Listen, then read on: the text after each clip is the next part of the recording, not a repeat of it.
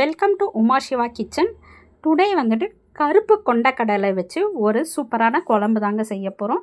அது சாதத்துக்கு சூப்பரான ஒரு காம்போ தான் நம்ம பண்ண போகிறோம். அதுக்கு ஒரு கடாய் வச்சுக்கோங்க.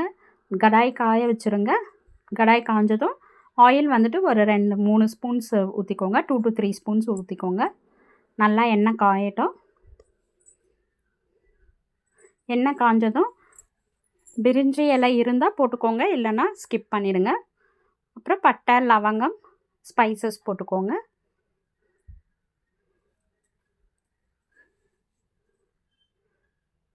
போட்டு நல்லா வதங்கட்டும், பொரியட்டும்.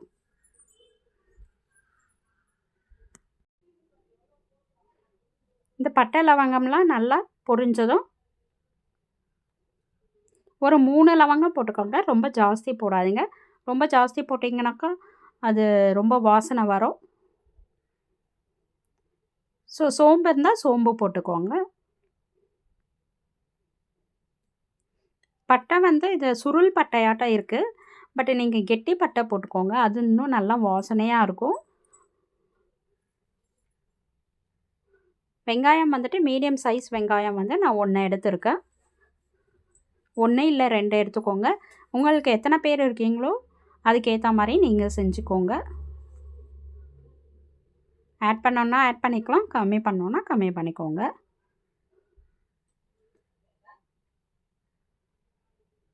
ஸோ நல்லா வதக்கி விட்டுக்கோங்க.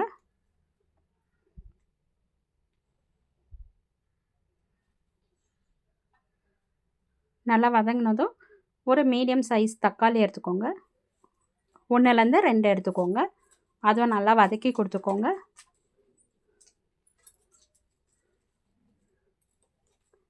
நல்லா நம்மளுக்கு வதங்கணும். வெங்காயம் வந்துட்டு ரொம்ப ப்ரௌன் கலராக வரணுன்ட்டு இல்லை, கொஞ்சம் வதங்கினாலே போதும். இப்போ இஞ்சி பூண்டு பேஸ்ட்டு போட்டுக்கலாம். ஸோ அதே நல்லா வதக்கி கொடுத்துக்கோங்க. ஃபஸ்ட்டே எண்ணெயில் போட்டுறாதீங்க, ஏன்னா கடாயில் எல்லாமே பிடிச்சிரும். ஸோ அதனால தான் நம்ம வந்துட்டு வெங்காயம் தக்காளி போட்டுட்டு அப்புறமா போடுறோம் இஞ்சி பூண்டு பேஸ்ட்டு.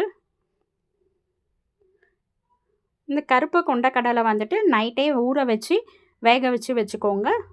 ஸோ அது கூட வந்துட்டு நான் காயும் சேர்த்து போடுறேன். கத்திரிக்காய், முருங்கைக்காய், பீன்ஸு, கேரட்டு போட்டுக்கலாம். உங்களுக்கு நூக்கல் வேணும்னாலும் நூக்கல் போட்டுக்கலாம்.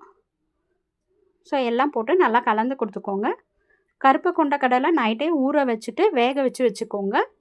குக்கரில் தான் நான் வேக வச்சுருக்கேன். ஸோ ஒரு 4 விசில் போட்டு வேக வச்சுருங்க. இப்போ இதுவும் நம்ம வந்துட்டு குக்கரில் செய்யலாம், பட் கடாயில் செஞ்சிங்கன்னா கொஞ்சம் நல்லா டேஸ்ட்டு நம்மளுக்கு நல்லா இருக்கும். அது இல்லாத காயெல்லாம் வந்துட்டு ரொம்ப குழஞ்சிராது, நம்மளுக்கு எடுத்து சாப்பிட்ற மாதிரி இருக்கும். அதனால தான் நான் வந்துட்டு கடாயில் வச்சு பண்ணுறேன். ஸோ இதை நல்லா வதக்கி கொடுத்துக்கோங்க. இப்போ வந்து வீட்டு மிளகாத்தூள் தான் நான் யூஸ் பண்ணுறேன்.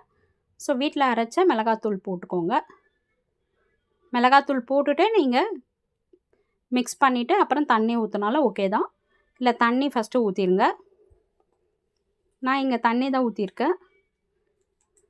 உங்களுக்கு எவ்வளோ குழம்பு வேணுமோ, இது ரொம்ப ஒரு 5 கிளாஸ் தண்ணி ஊற்றிருக்கேன்.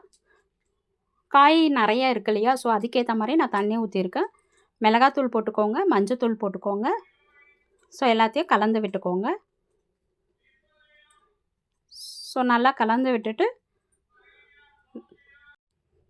இப்போ வந்து நல்லா கலந்து கொடுத்துக்கோங்க. உப்பு தேவையான அளவு உப்பு போட்டுக்கோங்க. நல்லா மிக்ஸ் பண்ணிக்கோங்க. நம்ம இதில் வந்து தேங்காய் தான் அரைச்சி ஊற்ற போகிறோம். ஸோ தண்ணி வந்துட்டு நான் கம்மியாக தான் வச்சுருக்கேன், ரொம்ப ஜாஸ்தி வச்சிடாதீங்க. இப்போ நல்லா கலந்து கொடுத்துட்டு நல்லா கொஞ்சம் கொதிக்கட்டும். கொதித்தோடனே தேங்காய் அரைச்சி ஊற்றிடலாம். ஸோ தேங்காய் அரைச்சி ஊற்றும் போது சூப்பராக இருக்கும். தேங்காவை அரைச்சி ஊற்றிட்டு நல்லா கொதிக்கணும்.